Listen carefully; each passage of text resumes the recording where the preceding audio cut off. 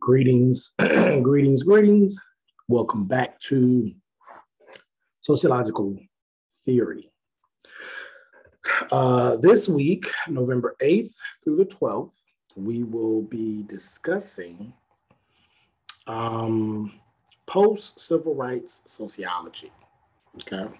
So everything we've talked about thus far, most of our conversation and discourse and the theories we've been discussing have been theories prior to like the 1960s, theories that have kind of led up to this big time in US history.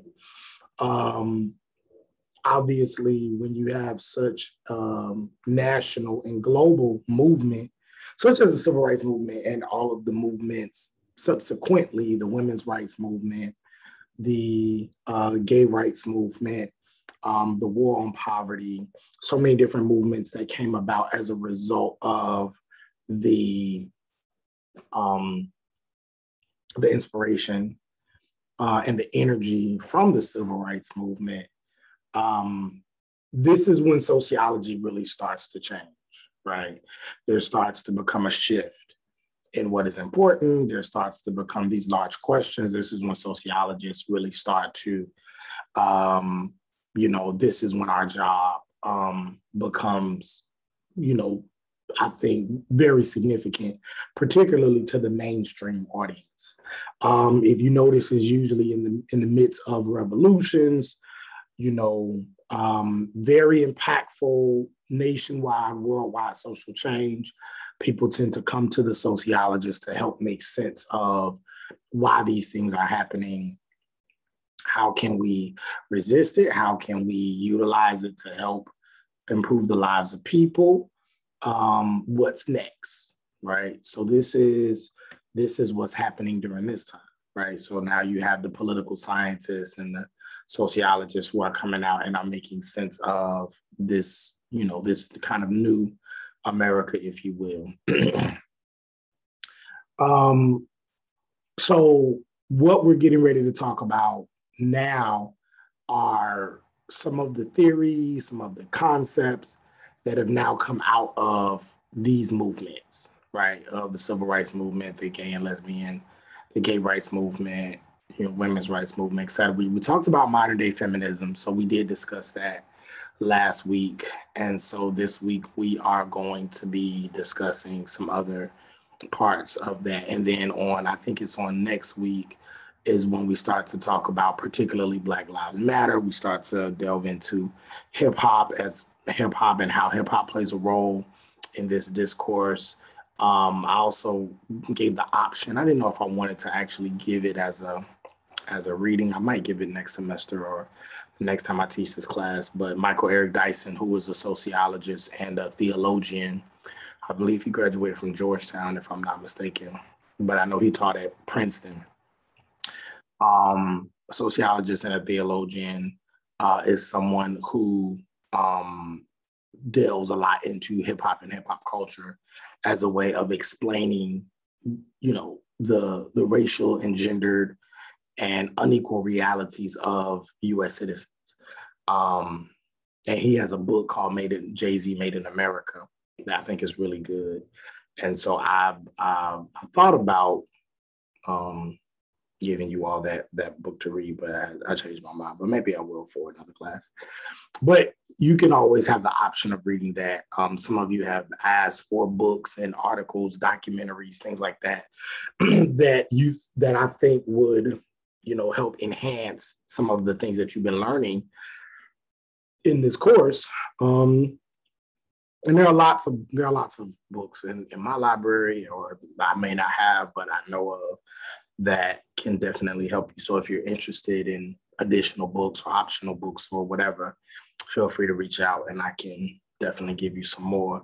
Just the ones that I chose or just the ones I may have chosen for this semester. Next time I might choose a different set of books or readings. So anyway, sorry, went off on a tangent. High tangent, not high tangent. This is a podcast I'll be listening to. She said that high tangent, not high tangent. Anyway, so we will move forward. Also, don't forget your sociological analysis paper will be due soon in the next couple of weeks. So I hope that you are working on that. I suggest, yeah, I hope that you're working on it. Some of you have went over with me what it is that you want to do your paper on, so that's good. Maybe some of you have not. If that's the case, cool. But some of you have, and so I've kind of given my feedback. So yeah, hope you're working on your paper because that is the due date is coming up quickly. So with that being said, what we're gonna do, we're gonna talk a little bit about the Truly Disadvantaged. Truly Disadvantaged was written by William Julius Wilson. And what William Julius Wilson did to really change the conversation around race and class in the United States was significant, particularly with this text, which is why I don't think you can have a sociological theory class and not talk about William Julius Wilson's theory on, and I don't know if it has one specific theory that is called like conflict theory or functionalist theory, but his ideas around the underclass, right? His theory, it's a couple different arguments he makes, and we're going to talk about them, but it's not called one specific theory. But if you talk about William Julius Wilson, people will know, right, that you're talking about a person who studies poverty, who studies joblessness, particularly maybe if we wanted to call it something, maybe his theory on concentrated poverty, I don't know. But that's another concept that he uses, that he talks about. He also talks about what's called the outmigration theory. That's a kind of a sub theory to his overall argument. So again, it's really difficult to kind of give his whole notion one particular theory, but there are these concepts that come out of his research. Anyway, what I would like for you to do is real quick, it's only like 5 minutes long. I want you to click on that link. And William Julius Wilson, who did this work out of the University of Chicago, and then later on would transition to being American Sociological Association president and go on to be a professor at Harvard University, talks about his research around joblessness and poverty, and not how it got started, but how it is maintained in the inner city and what it means for larger America. So check that out. And then that kind of gives you an overall idea of what we're going to discuss. And then I'll kind of break it down into a little bit more detail. All right. So before we get started into the good brother, William Julius Wilson, it's important for us to discuss what's called the Moynihan Report. If any of you are in my race, place, and inequality class, then you've already heard this in great detail. I won't go into as much detail in this class, but you all, read a portion of the report, so you all are familiar with the Moynihan Report and a little bit about Oscar Lewis's Culture of Poverty. Essentially, this man by the name of, I think it was Daniel Patrick Moynihan, or Patrick Moynihan, or Daniel Moynihan, something like that. He was called upon by the federal government to do a study on race and poverty, and essentially why so many Black people were impoverished, living in poverty. When he did the study, it's what he found out, and this came out in like the mid-1960s when he did this study.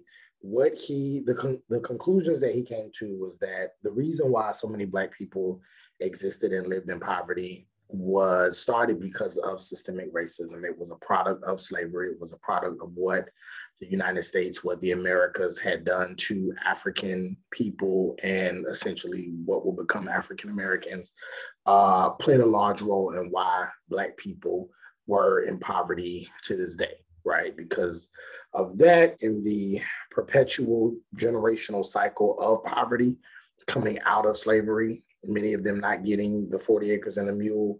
And so it's very difficult to rise into opportunities of wealth if you never have that opportunity to begin with. And so with wealth being mostly concentrated among white, upper, and middle class people,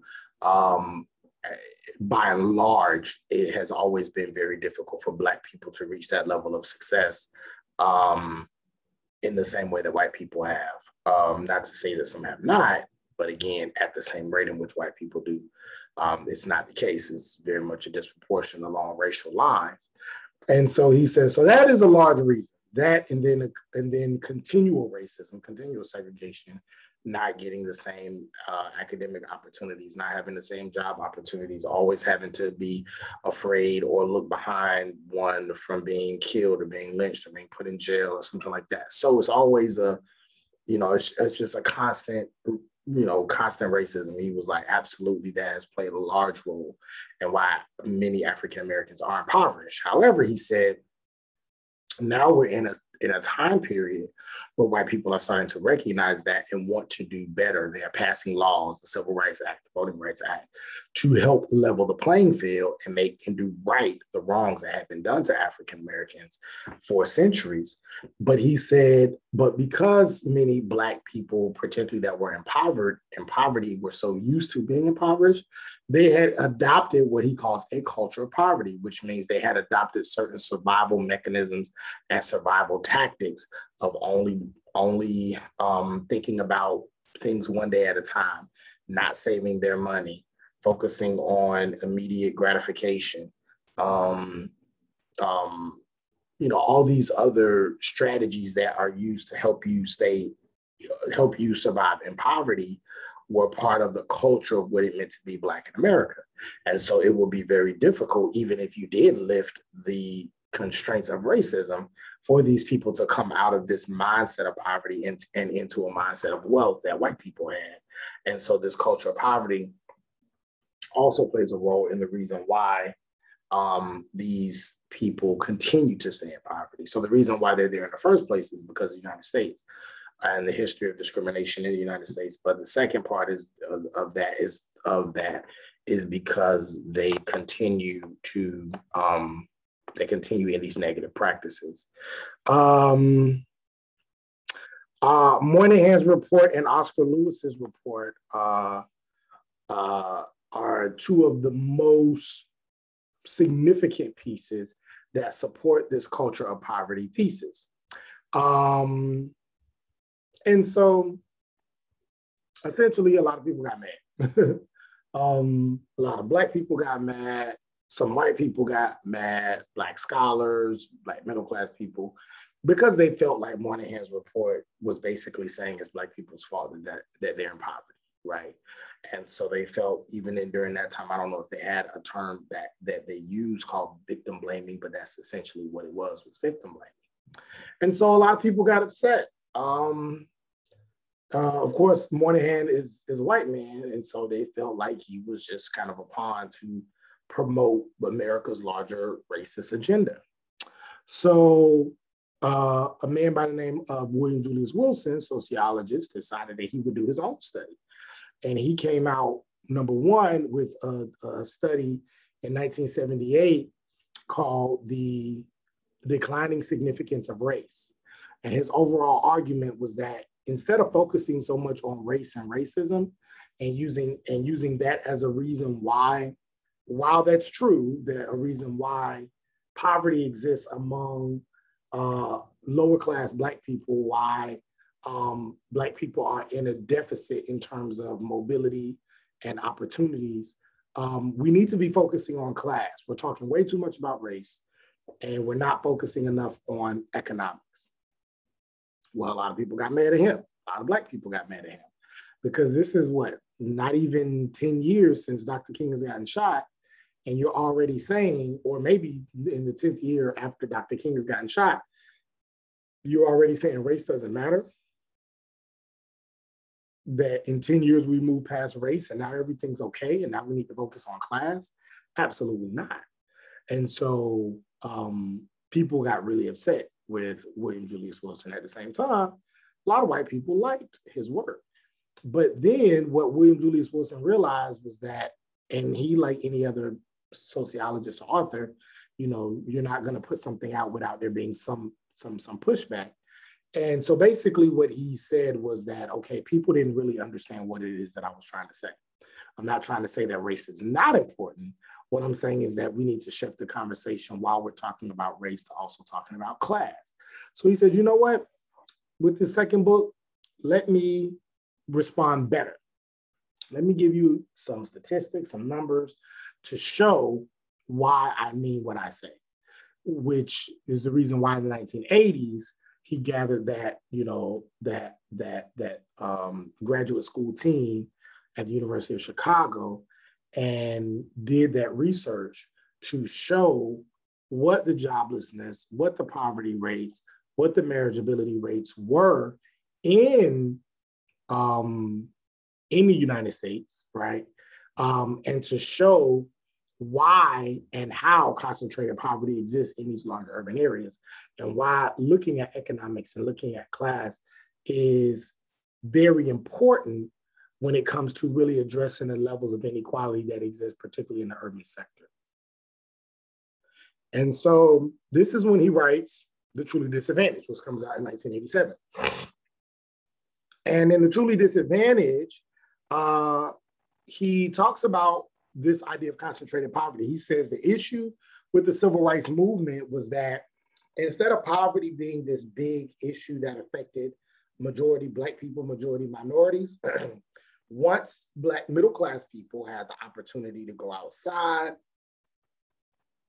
of their Black enclaves, and once they had the opportunity to begin buying homes in predominantly white neighborhoods, more diverse neighborhoods, they had the opportunity to go to schools and to get jobs in these white businesses. What it did was it took the economic base, the Black economic base, out of the Black community, right? And so now the only people that are in these poor Black communities are now poor, typically young Black people, right? He said, so this, with the larger historical discrimination that exists among Black people, these are the things that keep the urban minority population relatively young, and also creates the problem of what he says is a weak labor force. Because now the only people in these areas are people who are unskilled, who are uneducated, because the skilled and the educated got the money and got the heck up out of there. And so that's why the weaker labor force is often attached to the urban Black sector. Now, again, he's looking at the 1970s, and in the 1980s, this is what happens. And so this makes Black people even more vulnerable when now, and we've talked about this before, in the 1970s, you have this huge shift in occupation. See, what happened was shortly after the Depression, when jobs started to come back to the United States, one of the things that got jobs going again was what? What got jobs going again after, during and after the Great Depression? World War II, right? World War II. Wars actually, up until maybe the middle, from the Vietnam War on down, wars actually helped stimulate the economy. It helped create jobs. It helped create resources. It was a great economic stimulator. After Vietnam was the one that didn't really help much. Maybe the super rich, but not a majority of people. And then from then on, wars just haven't had that same so-called positive effect, if you will. But one of the things that it did do is that it did create jobs. What kind of jobs did it create? These factory jobs, these car jobs, these jobs that people use to make steel, to make bullets, everything that you need in war. Somebody's got to make all that stuff. And so you start to build factories to make it, and you need people to make it.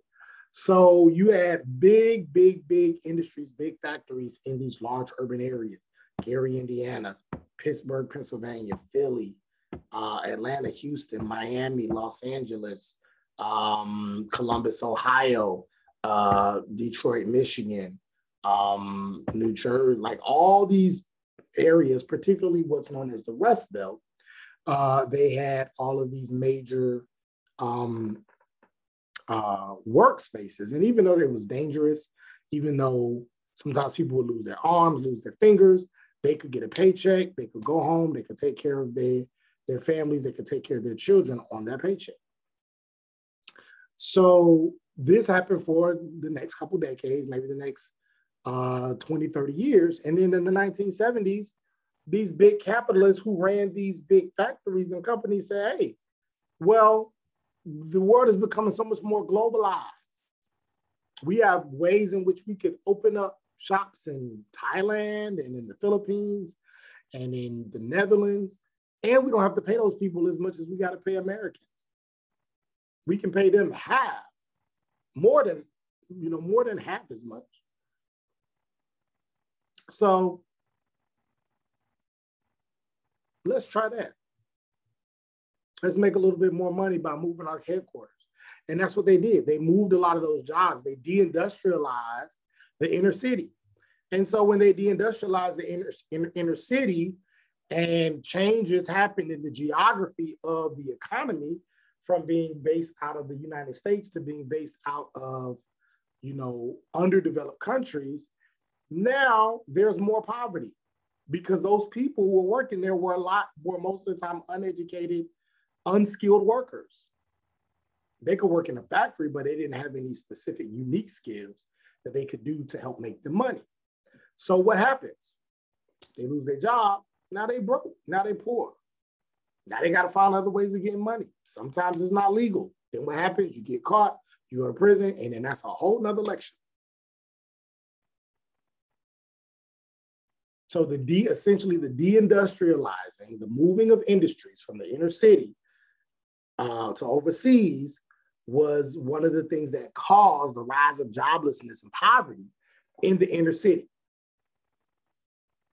He also talks about, William Julius Wilson, about the industrial and geographic changes in the economy when it comes from a goods producing economy to a service producing economy. See, before, the economy was all about what you can make. You had a pillow company, you had a blanket company, you had a shirt company, you had a stove company, you had a hardware company, whatever it is that you can make, because the more goods you make, the more goods you sell, the more money you make. Everything is all about goods. But shortly after the civil rights movement, you start to see that now we're moving, well, now that we've shifted the jobs overseas, we don't need Americans to make goods anymore. Now we need them to be more intellectual. We need them to provide a service. And in providing a service, you need them to provide a service. Now, in order to do that, you got to go to school. Think about everything. Think about your major. Think about your major. All of your majors generally are based off of some kind of service. Nursing major, provide health services. Computer science major, technological services. Education, you want to be a teacher, educational services. Psychology, counseling services. Sociology, academic services. Research services. Whatever it is you want to do, it's about service. It's not about creating goods. Very few of your majors have to do with making a good, something physical. It's all about what can you do for people. Why? Because we ship those jobs overseas. So therefore, so service producing industry started to change. So if you weren't educated or if you didn't have a skill, a service skill, you were left out. So this polarized the labor market. And so you have the low wage sector versus the high wage sector. Now it's all focused on innovations in technology. The manufacturing industries now leave the central cities and they go somewhere else, and that increases the Black joblessness. And the rise in joblessness came because there was this higher concentrated poverty in large urban areas, and generally these people were Black. Because the people who historically were not allowed to get an education, was not allowed to have certain skills, were Black people. Well, now that my job depends on me having a certain set of skills or having an education, I'm automatically left out. This is what William Julius Wilson calls the underclass. What is the underclass? The underclass, they're people who are jobless and socially isolated from the rest of society. Was that Marx who talked about that? I know, no, not Marx, sorry, Weber, I can't remember.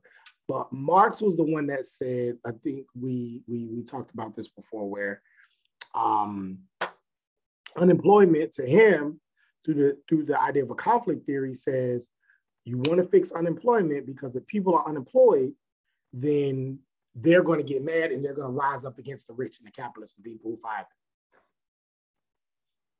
I believe it was Weber who said, maybe we shouldn't focus necessarily on that, but more so on the fact that people who are unemployed are now left out of the community of employed people.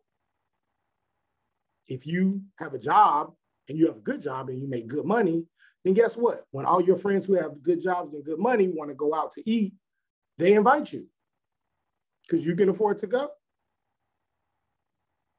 If you're that friend that can't afford to go, it doesn't mean they won't talk to you. But when they want to go to expensive places and they don't want to pay for everybody, they may say, oh, we're not going to invite Professor Grant this time. I don't know if he can afford it. When your friends say, hey, what are we going to do for vacation? Oh, let's go to Mexico. Let's go to Brazil. Let's go to wherever. Toronto. All right, cool. Everybody have your money by X date. If there's a person, Professor Grant, you can't afford that. He might not be able to go. We all still friends, but it socially isolates them. So the underclass is socially isolated from their community and other communities because of joblessness, because they are part of the underclass. And then lastly, what this does is this shows the levels of power that exist both racially and economically in our cities. Concentrated poverty also means concentrated wealth. Concentrated poverty also means concentrated power. If you are disempowered and people like you are disempowered here, law of opposites says there are empowered people who have an empowered community that stay that way because of the large number of people who are disempowered or who are connected to or not far from the disempowered. So this notion of power is racial and it's economic, according to William Julius Wilson. But what's interesting though, which I think is nicely leads us into Foucault, is that power is not just racial and economic. Foucault says power is discourse. Power isn't just about who has it and who doesn't. Now we're about to get into something really interesting. Really, really, really interesting. I hope you're ready.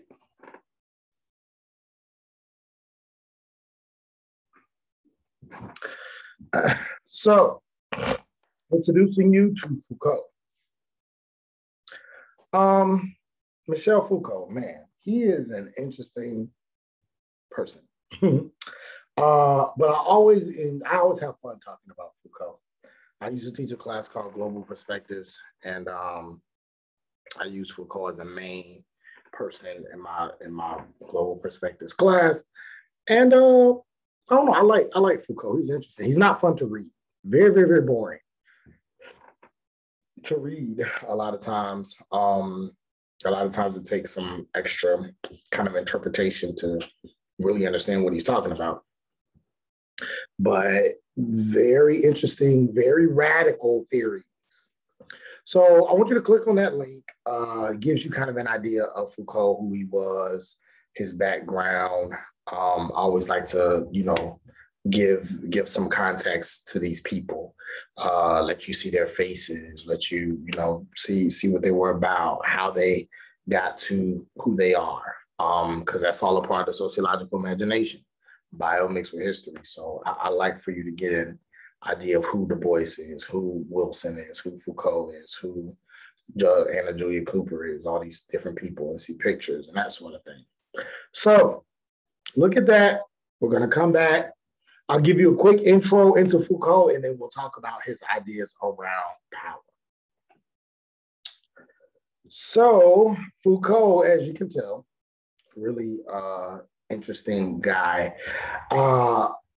Because he came from such a well-to-do family, even though he had his own things that he was battling with, particularly around his sexuality, which we'll transition into sexuality in a second.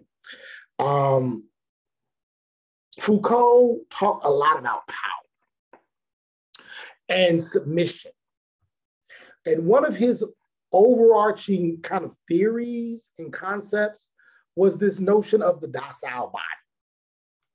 The docile body. And his idea is that our bodies are docile in this world. Now, of course, he's more so, he's in Europe, and so a lot of his issues, are with the French government. But it could absolutely be applied to other governments, right, and other states of power. And so his overall argument is that on this earth, our bodies are docile, meaning that our bodies, when we come into this world, we are ready to accept the control of the state. Whatever the state says that we must be, we must do, that is who we are subjected to. It is the state, it is the power of the state, it is the power of the government, it is the power of these larger hegemonic forces that transform us into a new and improved us. We start out as kids, free, running around, life is amazing. We can learn any and everything. If we thought we could fly, we would, or we'll at least try. That's why they say the best time to introduce anything to your child is between the ages of 0 to 3, because that's when you are the most malleable. Life hasn't really affected you as much. So your body is less docile. As we get older, your body becomes more docile. You start to learn, oh, this is the way to do things. Oh, this is just how it's done. Oh, okay. When I'm here, I have to sit. Okay.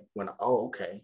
If I'm a boy, then that means I can't cry. Or if I'm a girl, I must cross my legs.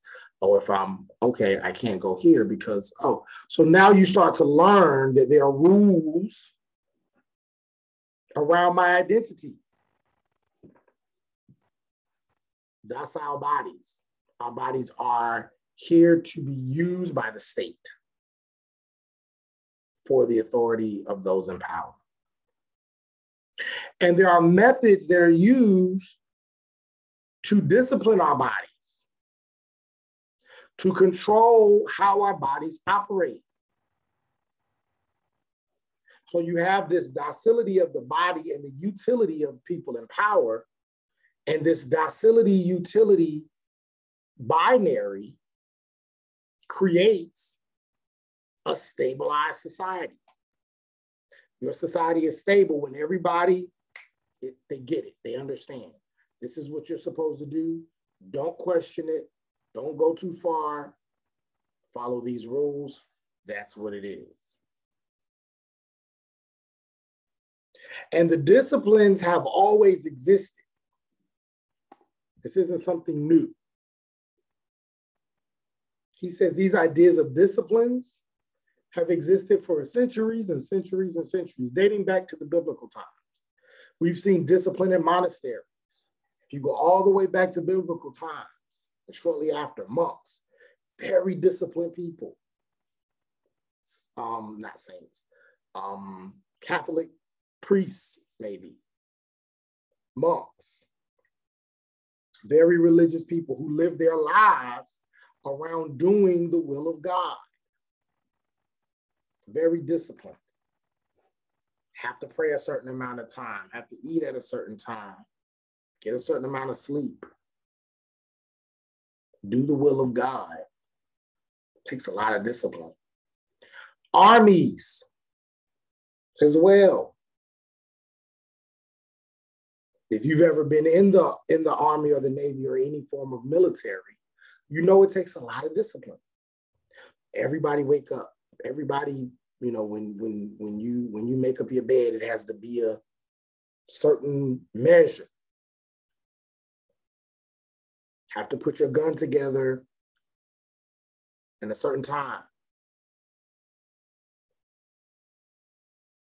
Right? So there are these disciplinary measures in monasteries and in armies that have always existed. But he says in the 17th and 18th centuries, these measurements of discipline have now become a general form for domination. They've taken them out of the monasteries, they've taken them out of the armies, and they placed them into schools. They placed them into churches. They placed them into every other aspect of society. They placed them on our jobs. They placed them in babies' nurseries. They placed them everywhere. And so Foucault's argument is that the French believed we've moved past those times of the guillotine. I'm not gonna go too deep into this because we don't really stay here, but I'll just give you a quick example. Or I'll just, tell you this real quick. The French at the time said, you know what, you remember those times where we would get our enemies and put their heads in the guillotine. And if you don't know what the guillotine is, they, put your head in the thing and then the axe come down and your head rolls off. And then they would take your head and they would put it on like a stake and put it in front of the city, and you'll have heads and heads and heads of enemies. They did that so that anybody else who came through was like, I'm not messing with them. Those are some crazy people. That's what it was for. French said, we don't do that kind of stuff no more, though. We're better than that. We're not as vulgar. We're not as barbaric, archaic. We don't do stuff like that. Now we have prisons. Do something wrong, we arrest you, we place you in prison. What goes on in those prisons? Don't worry about it. You got this big wall. Don't worry about it. Just know you're safe away from these bad prisoners. Okay. That's how we move. Foucault said, no. What is going on behind those prisons? How are these people being treated? And once he starts to assess hospitals and starts to assess prisons and starts to assess sex, what he realizes is that, wow, we as a society are not as progressive as we think we are. We say we're progressive because we have these beautiful schools and these beautiful hospitals and but we're not as free. Because now you've taken the power this power of domination that you had in the monasteries, this power of domination that you had in the armies, to make these people into these soldiers, these bodies that went into these machines, independent thinking bodies. And now you go into the army, and when you come out, your whole job is to follow orders. If you ask any soldier, what is your job to do? Follow orders. What is the order? Why is that the order? I'm not supposed to ask. I'm just supposed to follow that order. If that order came down the chain of command and I have to do this, I know it's for a good reason, I'm doing it. Foucault's like, no. Your body is now docile. You now become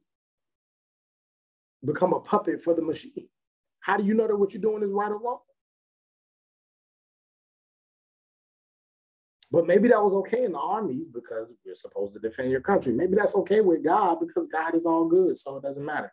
God tells you to do something even if you don't want to do it, maybe it's okay because it's God. But now, these same ideas are now being put into all the other aspects of society. Wait a minute. That sounds like complete and total control. So Foucault says the human body has entered a machinery that exploited and rearranged it. We start off independent thinkers, we start off great, and we enter into society. We enter into school and into church and into jobs and into colleges, and they teach us to be these certain people. Now this political anatomy, these mechanisms of power slowly are born, and then they teach us and create this well-to-do, good person that makes money, that contributes to society, does nothing wrong, goes to church, follows the rules, does all the traditional things. Go to college, graduate from college, get a good job, get married, have some kids, raise them to do the same thing, get a good job, they get married, have your grandkids, do the same thing every day till you retire. Then after that, live off your retirement for a couple of years, then you die. That was a great life, right? And I'm not saying that's not a great life, if that's what someone wants to do. If someone wants to live that traditional life, and if that works for them, and they are completely happy and whole and healthy and feel free in that, there's absolutely nothing wrong with that. But is that how it should be for everyone? Maybe not. Maybe it's not for everyone. And so Foucault pushes back against this and says we have to redefine and reestablish our discourse around power. So when we go into power, what we see, now we're going into this concept of power is everywhere. What Foucault is arguing with this idea of power is everywhere, he's saying that power is not just people. Power is not just economics.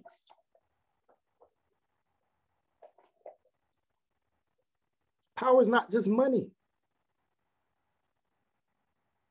Power is actually information, influence, and institutions of truth. He talks about how power is influential in shaping how we understand power.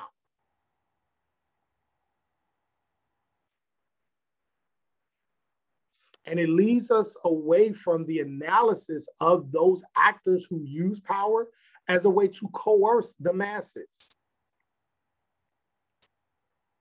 and those who operate towards the idea that power is everywhere. He's saying that power takes you away from him. Power takes you away from the people that say, wait, are you? Hush. Don't question it. And his argument is that power is more than just people. He says it is people, it is government, it is racialized, it is gendered, it is classed, but it's also diffused as well as concentrated, embodied, and enacted. It is embodied and enacted as well as possessed. You can possess power, sure, like a person who rises to royalty, a person who's born into the family or royal bloodline, but you can also embody power. A state and institution can embody power. He says it can be coercive. Yes, you can coerce through power, but you can also be discursive. Ooh, I have an idea, but I don't want to use that example, but what I can say, okay, I can say it this way. Power can be discursive as well as coercive. For example, a person can coerce you into doing something, right? They can say, this is the way it should be. This is the way it should be. This is the way it should be. And sometimes even in some ways force you by taking something away from you or saying, well, you're going to go to jail, or you're going to go here if you don't abide by these rules. But it can also be discursive, meaning instead of coercing you or forcing you, we can just change the narrative. We can just change the conversation. We can quiet the discourse here and raise the discourse here. And this is also power. We can just change the information that you have access to. It may take a little longer, but it lasts and has much more, a much more in-depth, much deeper, much more long-lasting effect. Nazi Germany, Hitler rose to power, could have easily got there and said, I don't like Jews, I'm killing them all. Eventually he did do that. But he also used this discursive power. He changed the textbooks. He changed what's in the media, changed the newspapers. He told the teachers, when you all stand in the beginning of class, just like, you know, some people do with the Pledge of Allegiance, you all will pledge to the Nazi flag. Your historical books will teach this. This is what is considered truth. Power is not just who's in power, but what is perceived as truth while they are in power. What is knowledge? Whose knowledge? And how that knowledge gets spread is also power. It's not just about what's deployed. It's not just about what is put out on the streets, deployed like soldiers or deployed like law enforcement. It's also about constitutions and agents, societies. All of these things are also power. So Foucault is telling us and is challenging this idea that power is just people or groups. Power is just the Illuminati or the government, or it's like, it's not just that. But it is also knowledge. It is also what is seen as truth. And it is also pervasive. He talks about this. I'm kind of going back and forth between different lectures, but he talks about this when he talks about this in his book, Discipline and Punish. He says, if you go back to biblical times, and even, you don't even have to go back that far. Biblical times, you can also go back to when, I don't know if you ever saw that movie with Mel Gibson. When the Scottish, I think the Scottish or the Irish was fighting for their independence. What's the name of that movie? I forgot. I don't know, but I know he won an Oscar. I think he won an Oscar for it. But he was like a revolutionary, like a letter rebellion. One of his, most, one of his biggest movies. But when these rebellious people who go against the government, people who go against the grain, people like the guy that Mel Gibson portrayed in that Braveheart, that's the name of the movie, Braveheart. People like Mel Gibson's character in Braveheart. People like Jesus. People like a Malcolm X or a Martin Luther King or a Gandhi or anybody who went against what everybody thought was right. Or not, I'm sorry, went against maybe the masses or went against this overarching idea, who challenged authority and many times got killed or marginalized because of that. What Foucault says is that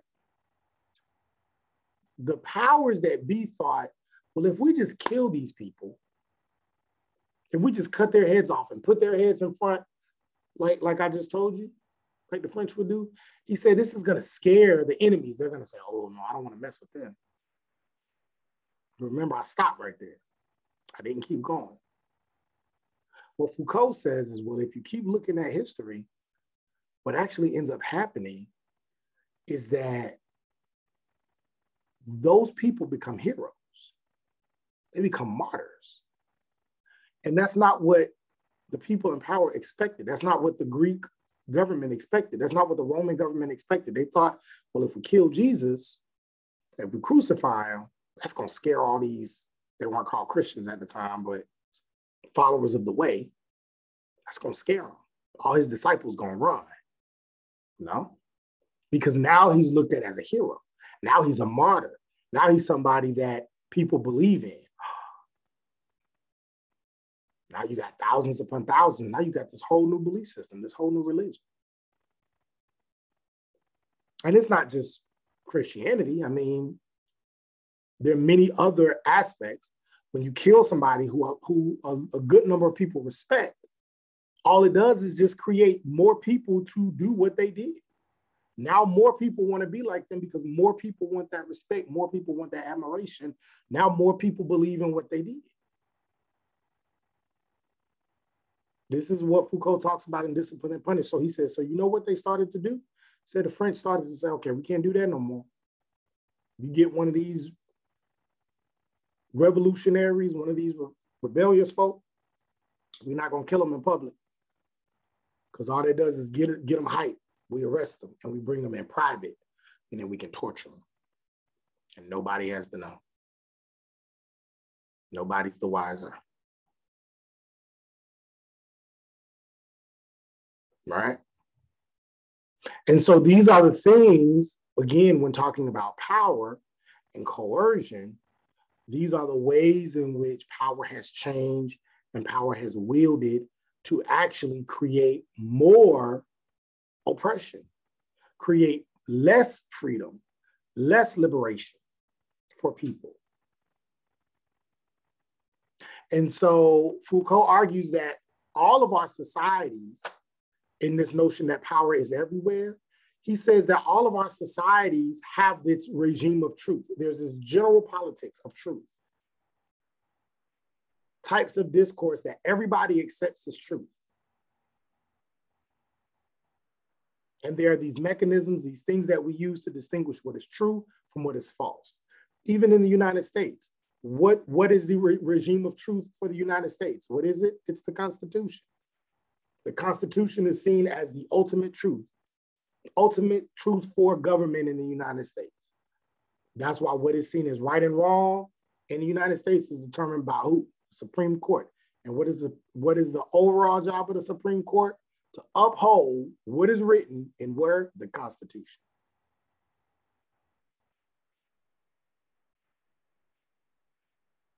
How do we defend? How do we hold fast to whatever it was that those early people, forefathers and foremothers said when writing and discussing and talk about and creating the Constitution? So each society has its own regime of truth, whether you're a religious society, a non-religious society, developed country, underdeveloped country, whatever, everybody has it. And that regime of truth is dictated by who's in power, and then who is in power empowers that regime of truth, and that regime of truth keeps going. Long after Jefferson dies, long after Washington dies, long after Benjamin Franklin dies, long after all these people die, the regime of truth continues to move forward, which means that power among those people and that mindset that they have continue to stay in place, which is the reason why in Systemic Racism by Joe Fagan, he says, we will never move past racism. America will never be non-racist, because the racism is not just in those people, but when they created those documents, when they created those regimes of truth, they transferred their racism, their hatred, their inequality, their sexism, their classism, their homonegativity, all of that into the regime of truth so that long after they're dead, it would still be alive. It would still remain. And as long as we keep following these ideas around what is truth and what is knowledge and what is discourse and what is fact and what is power, our society will always be racist, sexist, classist, homonegative.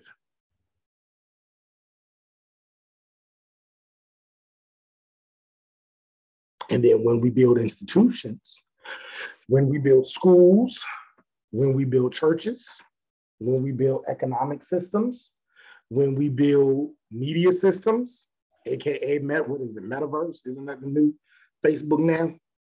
Facebook says this, well, Facebook is still Facebook, but now there's this metaverse or meta thing or something, meta something. All these institutions that we build, it's just going to get reinforced through that.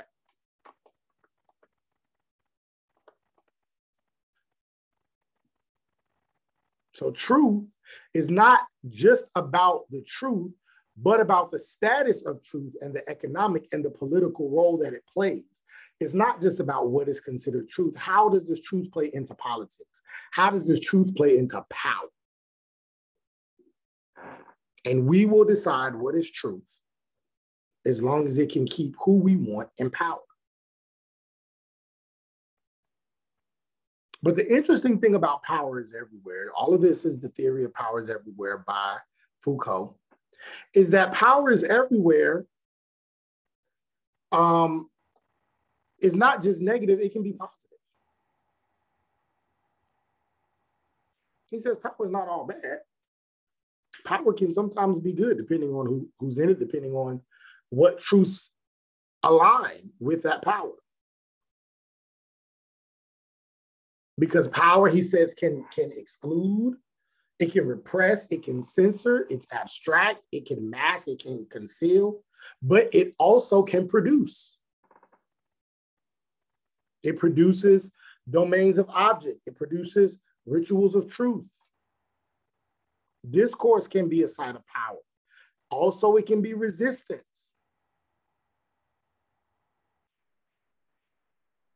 It can be hugely influential in a positive way.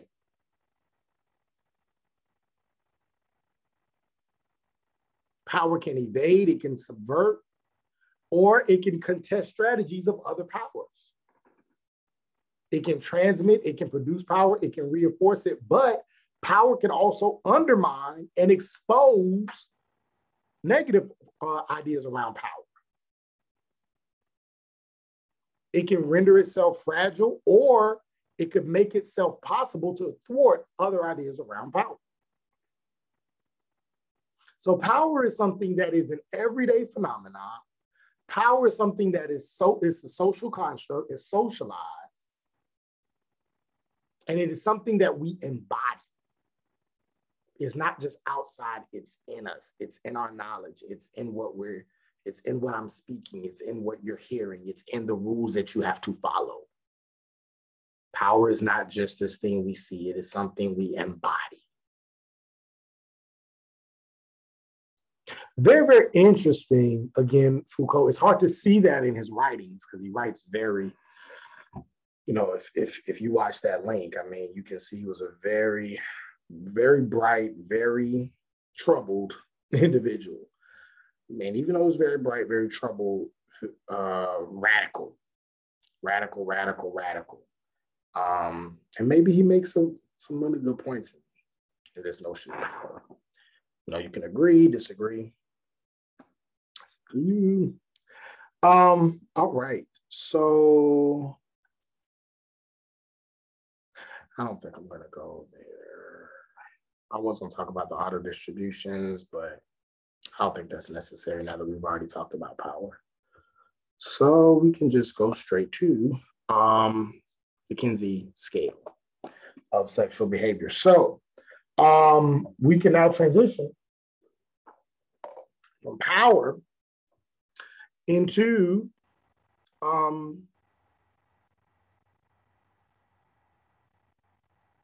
sex.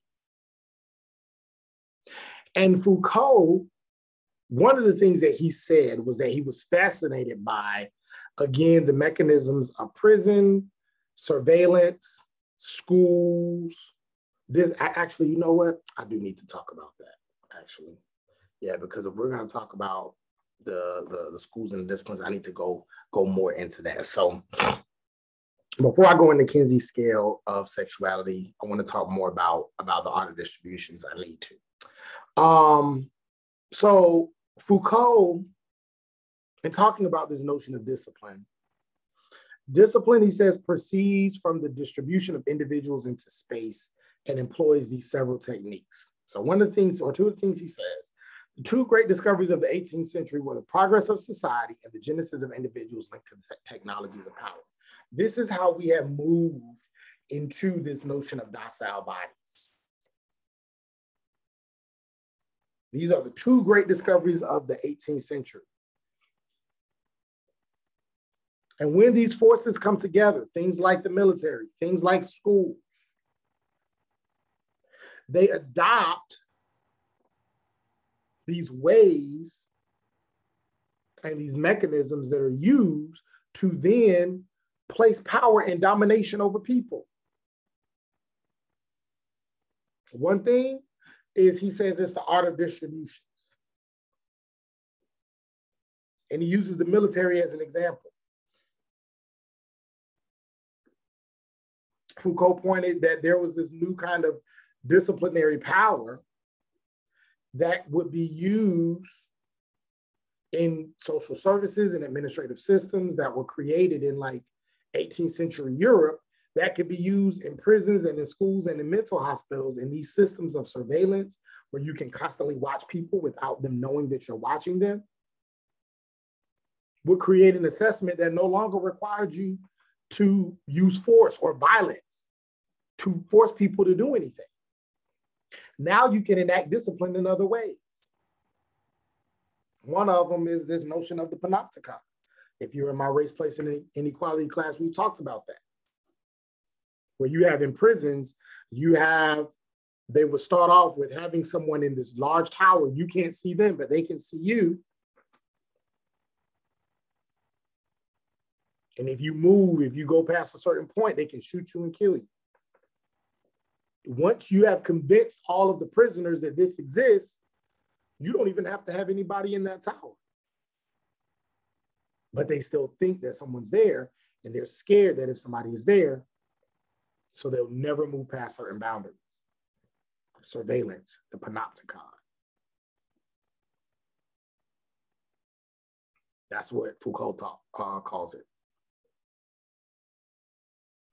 Going back to the art of distribution. The military unit, he says, is basically a machinery of different parts. And he says this was similar to the idea of creating a productive force that was greater than its elements, very similar to the functionalism. So with discipline, it becomes the art of composing forces to obtain an efficient machine. With the military, you have many different parts. You have the Navy, you have the Army, you have the Marines, you have the Air Force. All of these different parts. And discipline requires you to move people into certain parts, and then you enclose them.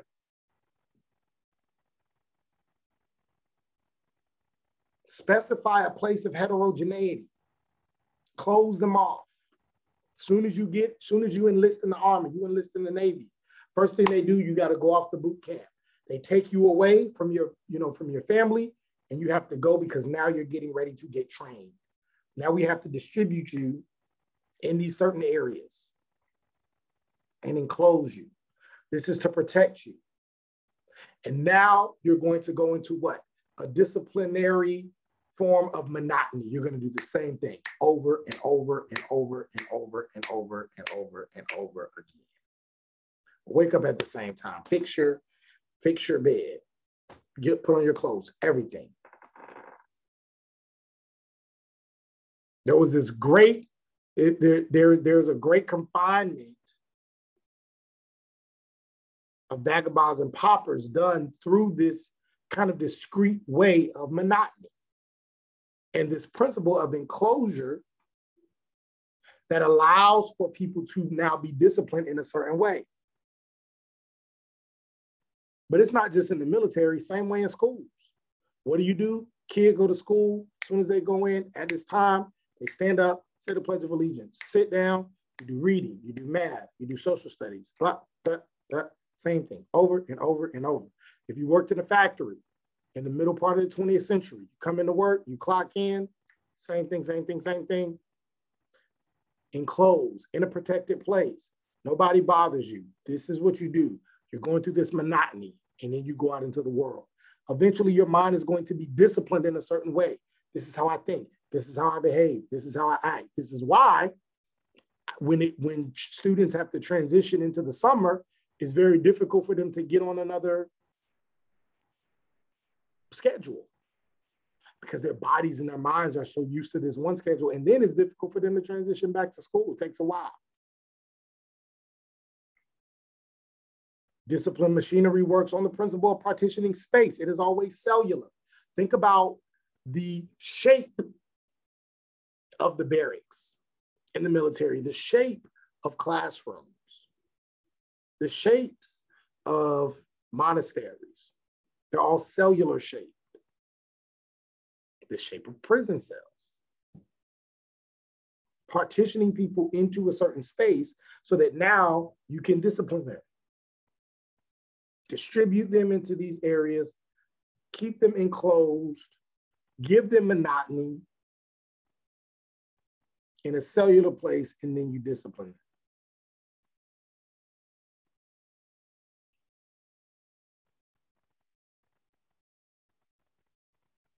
And then also in discipline, the elements are interchangeable because each is identified by its place in a series. So all of these things have a series. Meaning that everything that has discipline has rank. Professor Grant, I don't understand what you mean. Schools have rank. You're in a university. You're distributed. Parents drop you off as a freshman. Oh no, gonna miss my mom and dad. I'm an adult now. Distribute you now into what? Dormitories that are shaped like what? Cells. Now you're going into a discipline of monotony, into a series. What is the series? Freshman, sophomore, junior, senior. If you enlist in the military, say we already went through that. Same thing. What is the rank? What P1, P2, something like that. Sergeant, captain, lieutenant. Same thing with monasteries, same thing with jobs, factories. Same thing with K through 12 schools, first graders, second graders, third graders, fourth graders, fifth graders, sixth graders, seventh graders, elementary school, middle school students, high school students. There is a rank, there is a series. The key unit is in the rank is the classification, and rank begins to define the distribution of individuals into a space. If you're a freshman, you go here. Once you have been disciplined enough and we feel you're ready, now you're a sophomore, you go here. Junior, now you're a senior. Once we feel you're disciplined enough to become a senior, you can go now anywhere you want. Sort of, but you can, because now we trust that we've disciplined you enough for you to behave in a certain way. Why? To keep power going forward. To keep the regimes of truth going forward. You've shown and you embodied these regimes of truth, what we want you to believe. You've embodied them so well that now you're at the senior level, and now we can trust you that you're not going to resist.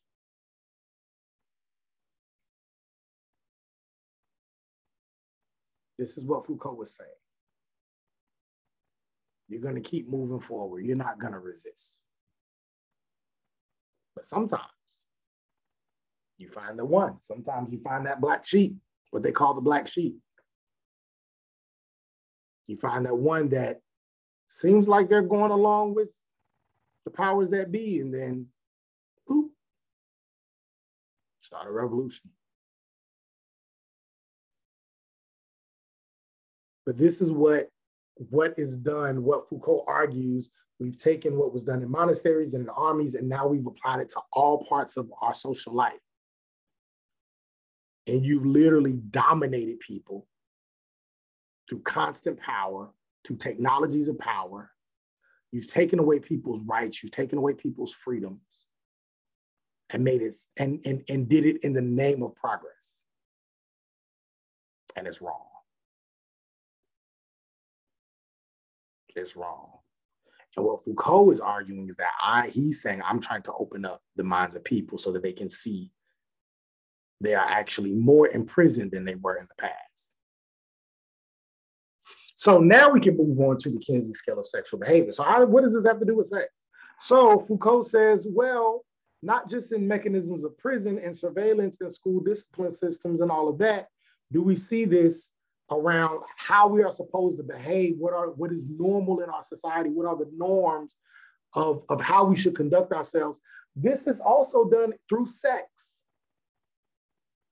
Who we can have sex with, how we can have sex, why we can have sex. And to what extent does sexual identity and sexual behavior, to what extent is it, does it exist, and is it right or wrong? And Foucault says sex is not a fatality, but a possibility of creative life.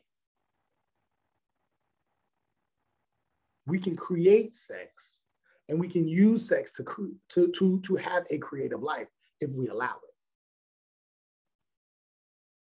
And so this leads us into this idea by the author, I can't remember his name now, but the author who says sexuality is a strange thing.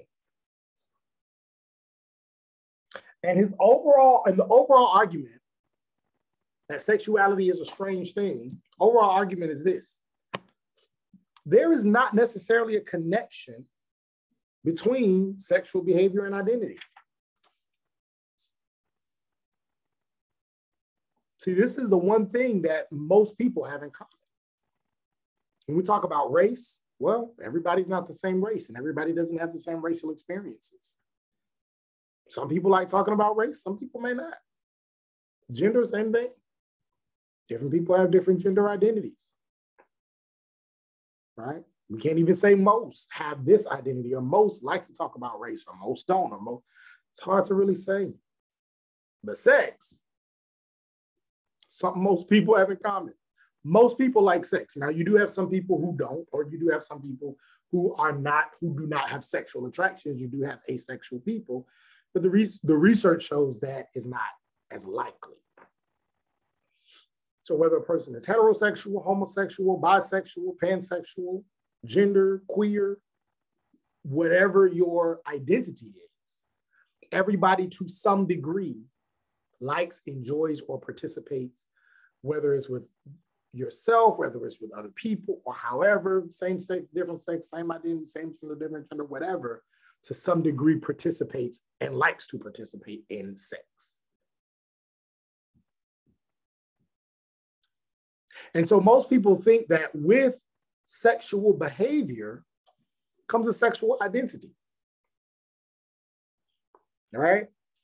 Jeffrey Weeks doesn't agree. So we're going to see what Jeffrey Weeks is talking about. Most people would say, if I were with you, I would ask you, what does it mean to be gay? What does it mean to be straight? What does it mean to be bisexual? There's this worksheet. I looked for a long time for this worksheet, and I cannot find it. I don't know where it is. I looked on all my other flash drives. I could not find it. It's a really good one, but it's like an activity, and you get scenario. If somebody can find it online, please send it to me. I think it's called like sexual orientation worksheet or something. I tried finding it. I couldn't. But it's like 10 questions, and they have scenarios, and you have to circle. I think it's like gay or homosexual, heterosexual, bisexual, something else, something like that. And it's like letters like H, B, G, L or something. But anyway, it's really good. And they give these really good examples. And they start with, you know, pretty easy examples, right? Tom is a male. He identifies as a male. He was born with male parts.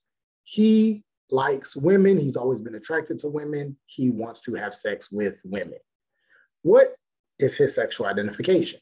Gay, straight, lesbian, bisexual, whatever. Most people will circle straight, right? But then as you go down the examples, they get increasingly more complicated to the point where by the time you get to the end, you're like, I have no idea. Because it may be someone who is attracted to women, who might be a woman, and they may be attracted to a woman, but the person who they are in love with is a man. But they've never had sex with this man that they're attracted to, that is their friend. They only want to have sex with women, but they have an emotional attachment to this man, this one man that they will die for. But this person is a woman. What are they? And that was, and usually by the time I get to those questions, the students are like, oh, I don't know. I guess she's a lesbian because she's had sex with women. She hasn't had sex with this man, but was she bisexual? I don't know. Because she only wants to have sex with women, but she's in love with this man. So it's sexual identity about love or about sex? So that's when it gets complicated. Real example. I don't know if you've ever seen Bohemian Rhapsody, Queen, one of my favorite groups of all time. That was, what's his name? What's the lead singer in Queen again? Slipped in my mind. I'm getting old. You know who I'm talking about. Freddie Mercury. Freddie Mercury, I didn't know this about. I mean, I knew he was gay, but I didn't know this about, that at the end, he had this woman, although he had relationships with men and had gay sex and all this other kind of stuff. And eventually, unfortunately contracted HIV and AIDS. I want to say when he created his will, when he realized he was getting ready to pass away, he created his will. He left most, if not all, of his wealth to this woman that he was in love with, that he had been in love with the whole time. They don't really say whether they had sex or not. I don't know if they say that in the movie. I think they did, actually. I think they did have a sexual relationship at one point, but then he ended up, but then I think she found out that he liked men, and she was like, I'm cool with that, but you cheated on me and I can't trust you. But they still remained friends. And he had always been in love with her, but he always had these gay lovers as well. So a person may say, well, is he gay or is he straight or is he bisexual? Or I say all that to say that actually leads to this conversation. Is sexual identity more about behavior or is it about a relationship? So let's go to page 553.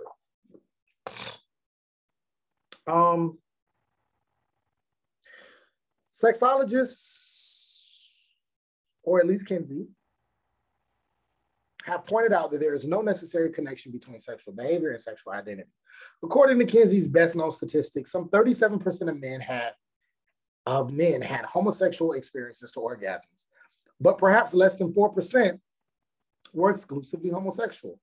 And even they did not necessarily express a homosexual identity, a concept of which, in any case, Kinsey disapproved. Sexual identification is a strange thing. There are some people who identify as gay and participate in the gay community, but do not experience or wish for homosexual activity. And there are homosexually active people who do not identify as gay. Many Black homosexuals, for example, prefer to identify primarily as Black rather than gay and align themselves with Black rather than gay political positions. So this notion of identity, again, like he said, has a lot to do with relationships, particularly around race. And he's absolutely right. If you were to interview many Black gay people, one of the biggest issues that many Black gay people have, and I remember having this conversation with some of my participants in my dissertation, who were Black and gay, who would say, or who would allude to the idea that they have to deny their gayness because they want to be accepted by the Black community. They want to attend church. They want to go to the barbershops. They want to be with their friends and with their family. And so they have to deal with homo-negative comments. They have to go to church and hear that, say in some churches, that they're going to hell if they're gay, right? But are willing to do that because their Blackness is more important to a degree in terms of identity. They're like, well, if I give up my Blackness, then I have to depend on the gay community, which means I got to depend on white people. And that hasn't fared too well. Many of them would say, hasn't fared too well for my people. So I'd rather deal with the Black community and deal with the homo negativity than to deal with positive affirmations from same-sex couples, the homosexual LGBT plus community, but then have to deal with the racism. I'd much rather deal with the homo negativity. And so that's what Jeffrey Weeks finds in his research. That's what I found in my research. So identity is very interesting. Kinsey also has a scale of sexual behavior, something I found interesting when I first saw this. And what he argues is that actually most people, he will probably say maybe 90% of people, are not exclusively heterosexual or homosexual. Very few people in society are strictly heterosexual or strictly homosexual. If you are heterosexual, his argument is that, sure, you have sexual attraction to the opposite sex. Sure, you would like, if you decide that you want to get married, you want to marry the opposite sex, you may want to have children with the opposite sex. You want to do these things mostly with the opposite sex, mostly. But then his argument is that, but if given certain opportunities, you may engage in some kind of homosexual act, whether it be a kiss, whether it be feelings, whether it be emotions, whether it be actual sex,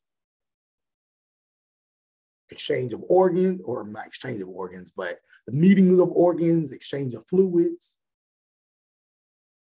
But he's saying it's a scale. Same thing with homosexuals. A person could be a homosexual, they are attracted to the same sex, they want to have sex with the same sex, that is their thing. But they may have a person or may have thought about, I wonder what it would be like to be with this woman if they're a man, or this man if they're a woman. And so what Kinsey is saying is there's a scale. Most people are not completely hetero or completely homosexual, but we're kind of on this scale, where it's mostly hetero or somewhat hetero, but there may be this one or two people of the same sex who we probably would have some type of relationship with or sexual attraction to. And then some people are completely bisexual. They like both genders, or they're gender fluid, transgender, right? So you have all of these, there's this whole spectrum of sexuality that all of us fall into. And we may not say it, but all of us fall into this line of, it's not completely one or completely the other.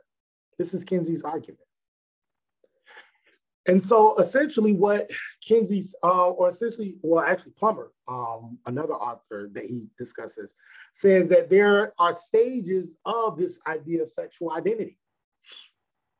He says the first stage is sensitization, which means when you first realize, oh, I'm different. I don't like what everyone else likes.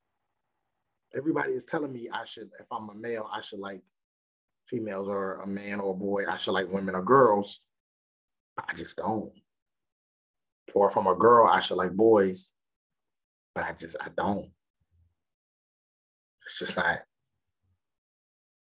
Or if I'm a man, I like girls, but I actually like guys. So, and I prefer guys who dress like girls. So I prefer transgender people.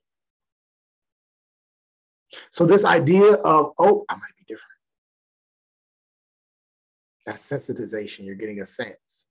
Signification says, now I can attach meaning to this difference. I can give it a name. I can give it a community. Well, that comes later. That comes next. But I can give it a name. Now it has meaning. Now it has language. Now there are ideas. Now there are theories. Now there are shows. Now there's representation. There's all these things that come with my difference. Okay. Next is subculturalization, which means now there's a connection that I have with other people. There's a whole subculture that I can now relate to because of my difference. There are other people like me, and I can connect with them. And then lastly is the stabilization, which you come to a full and complete acceptance of your difference, a full and complete acceptance of your life. And those are the 4 stages of sexual identity. And so essentially what Weeks argues is that identity is a choice.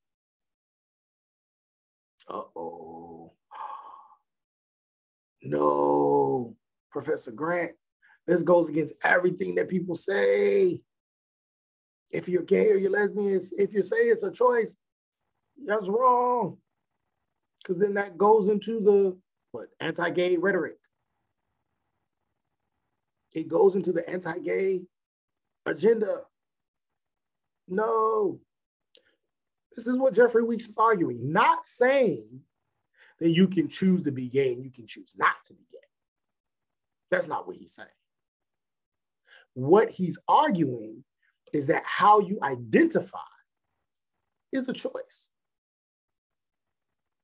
And it is about desire versus identity. And desire versus identity is 2 different things. His argument is not necessarily saying that you could choose to or not to be heterosexual or homosexual. That's not for me to say. That's not for me to say in this setting. Some people believe it's a choice, some people don't.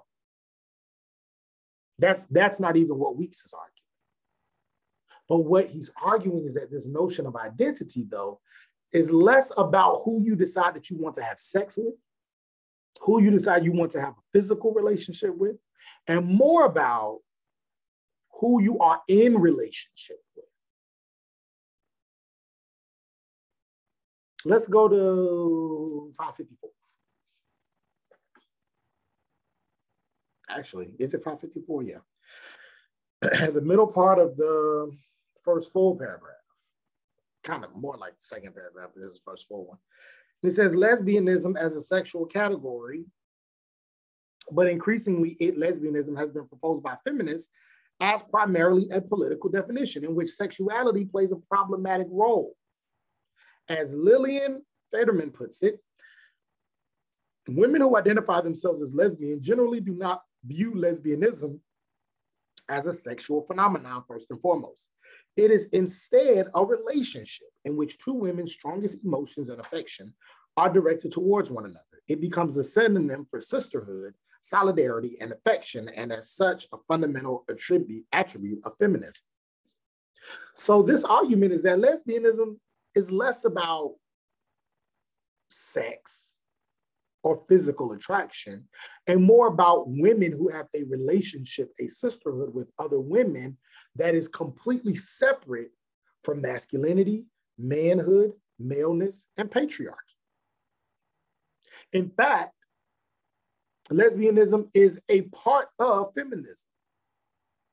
This is a redefining of lesbianism. In fact, the argument there is that lesbianism is political. Identity is political. How you identify is political. Whether we're talking about race, If somebody says, I adopt a strong Black identity, very much political.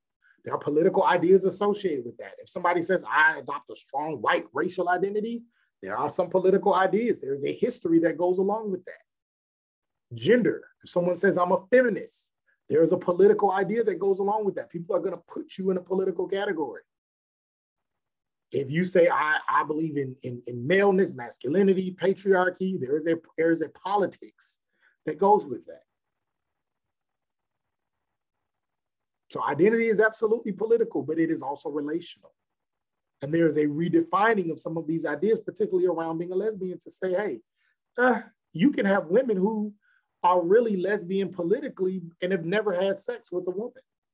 Maybe you've never even been attracted to women, but prefer a strong bond with women, a strong sisterhood that is completely exclusive of maleness, patriarchy, completely exclusive of that.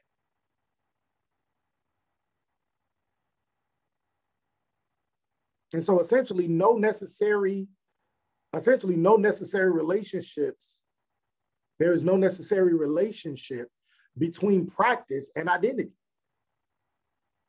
Just because you practice something doesn't necessarily mean you have to identify as that. Some people may agree, some people may disagree. It can be an identity.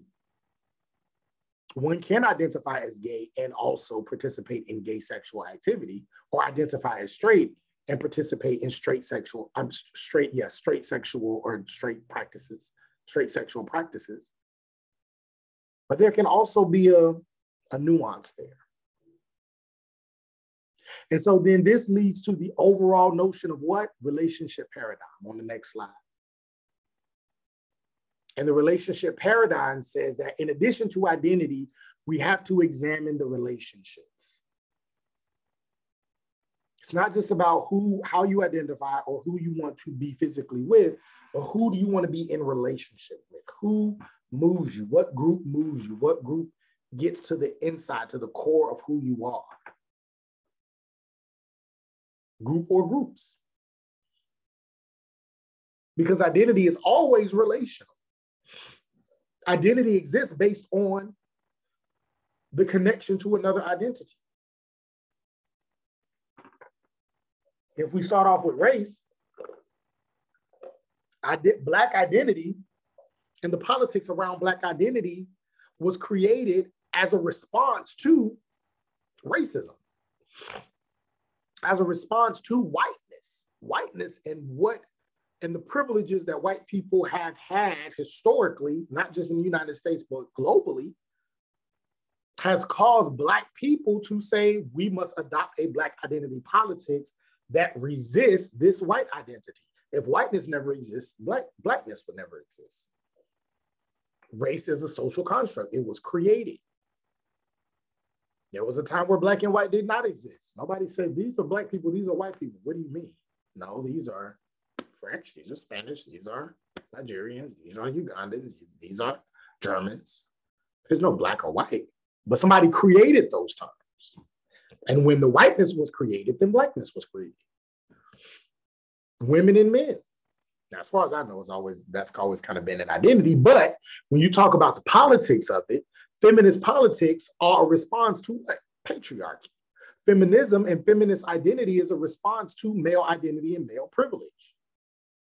Politics around the gay community, the LGBTQIA plus community, is a response to the privileges around what it means to be straight, being able to get married, being able to have kids without issues in terms of one's politics, being able to adopt kids without certain politics, inhibiting that, being able to live a certain life with few inhibitions. Identity around what it means to be poor is a response to rich privilege, upper class privilege. So identity is always relational, which means identity is why then when we get down to sexual identity, why is now it about practice and not still about the relationship that you have with another human being.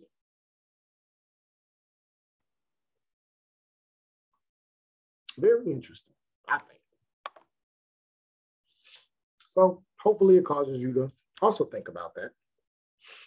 Ask the question, maybe answer the question, have this conversation with your friends, family, roommates, all of that. So there is, students really like this piece. It's called Pray the Gay Away. Typically, I assign this to another reading, but I didn't give you all that reading this semester.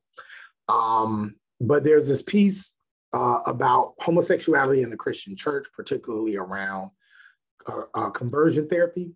So I want you to watch it.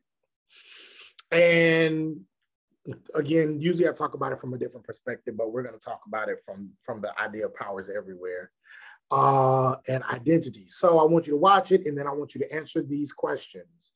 Choose two people from the clip and explain what stages of sexual identity they embody. Why do you feel they exist in those stages? So, we talked about subculturalization, sensitization, the fully acceptance, or realizing that one is different. So those four.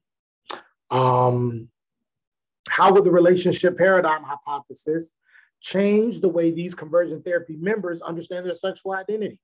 If they were to understand identity from a relationship as opposed to a sexual a practice, do you think that would change their position in being a part of this conversion therapy within this Christian church or this particular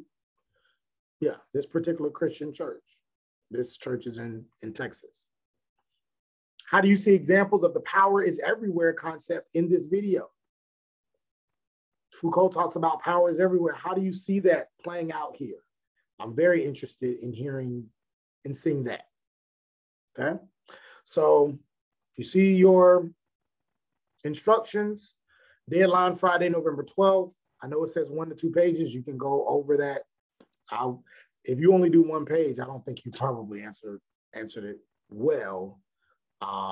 Definitely, I would expect to see 2. You can even do 3. Don't do like 4, 5, 6. Don't do that. But you can go to 1 to 2, and then maybe a little bit over 2 if you want. Deadline Friday, November 12th at 12:50. Submit under online assignments. Okay. Well, I hope you enjoyed the lecture. Hope you're working on your paper. If you have any questions, as always, reach out to me, email me, inbox me. I will do my best to answer them during my office hours. Always, you can come in my office hours. We can talk. Look forward to seeing you, hearing from you, and have a wonderful week and a wonderful weekend.